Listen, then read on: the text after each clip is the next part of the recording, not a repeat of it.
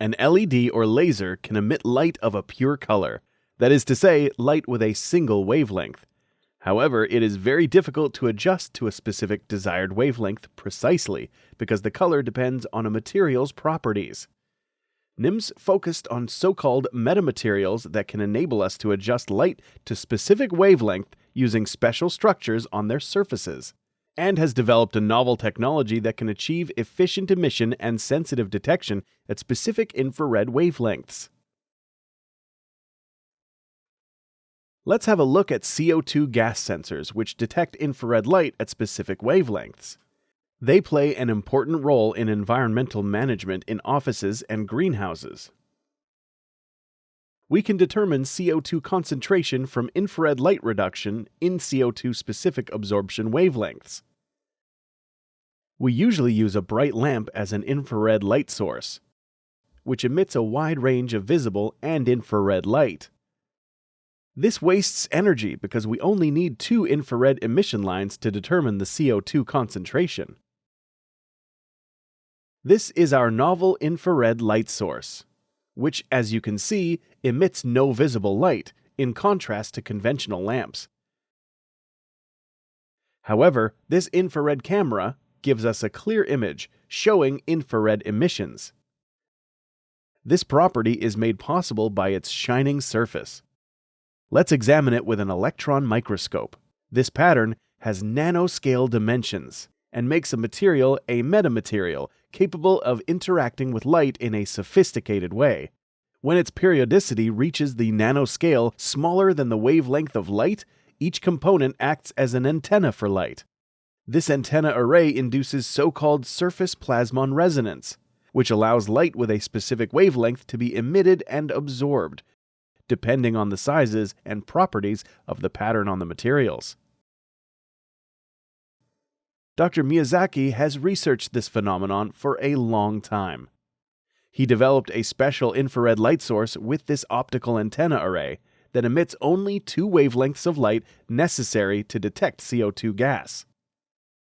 He began by trying to find a pattern that transmits light with the 2 wavelengths on the basis of calculations using Maxwell's equations. This enabled him to identify a special pattern of rectangles arrayed in a reciprocal pattern over a gold surface that transmits infrared light with the 2 desirable peaks. He embossed this pattern on a gold surface with a nanoscale stamping die. This piece of gold is mounted on a heater to make a device like this. Let's measure the infrared spectrum of the emissions from this device. Here are the relative intensities of the emitted wavelengths. Look, 2 clear peaks appear in the spectrum just as he intended. This is a novel infrared light source with a customizable emission spectrum. Dr. Miyazaki also succeeded in making sensitive detections at specific wavelengths with another optical antenna. Formerly, it was necessary to use toxic elements such as mercury and cadmium to make highly sensitive infrared light detectors. These new detectors contain no toxic elements. Let's watch this highly sensitive detector under magnification. It has a different pattern of linked squares, another type of optical antenna. This time, he incorporated 2 kinds of elements into the optical antenna as monoatomic layers. This structure is called a quantum well. It converts energy from infrared light to a very weak electrical signal. In addition, he showed ingenuity in connecting the components together to acquire clear signals. If we connect them in straight lines, the signals from each component lose synchronization and cancel each other out.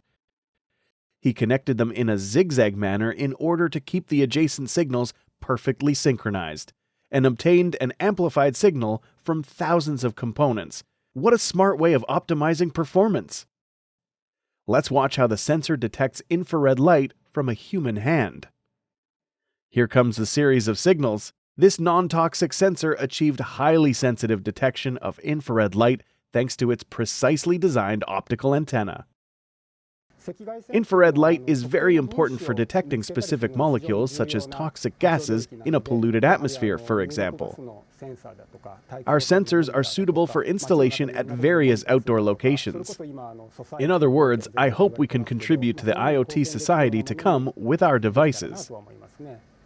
Metamaterials gives us a unique way of controlling light through their exquisite surface structures. We at NIMS continue to create new technologies that are useful to society.